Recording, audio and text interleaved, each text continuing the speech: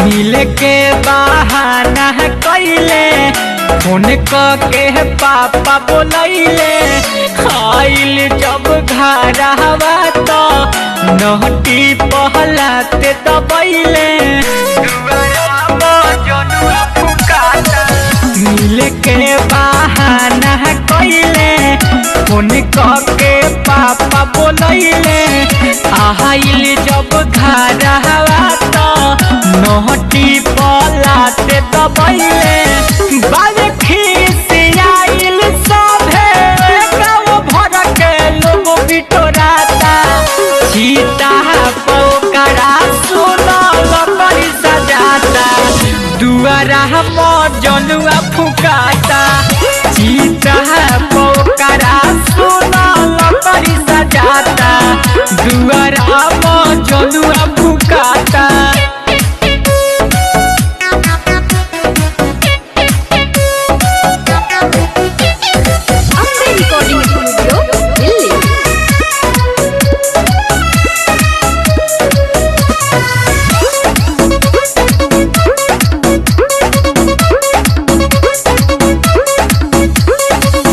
अरे हमारा बाबू के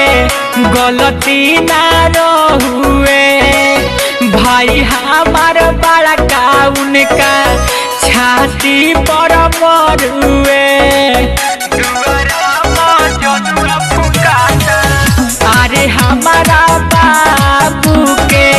गलती ना रहुए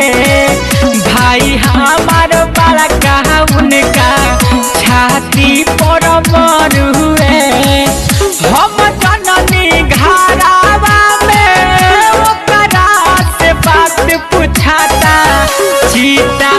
पोकरा सुनल करी सजाता दुआरा जनुआ फुकाता सीता पोकरा सुनल करी सजाता दुआरा जनुआ फुकाता।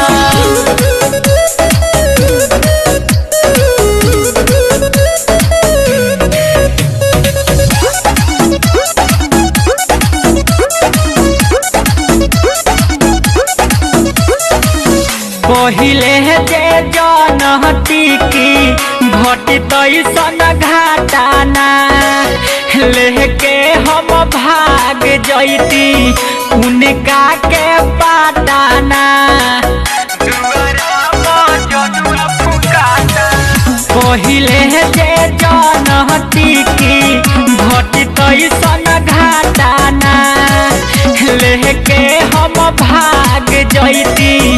उनका के पाटाना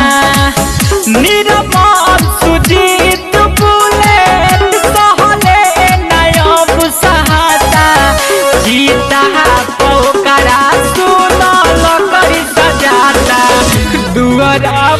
जनुआ फुकाता सीता सुनल करी सजाता दुआरा जनुआ फुकाता। रिकॉर्डिंग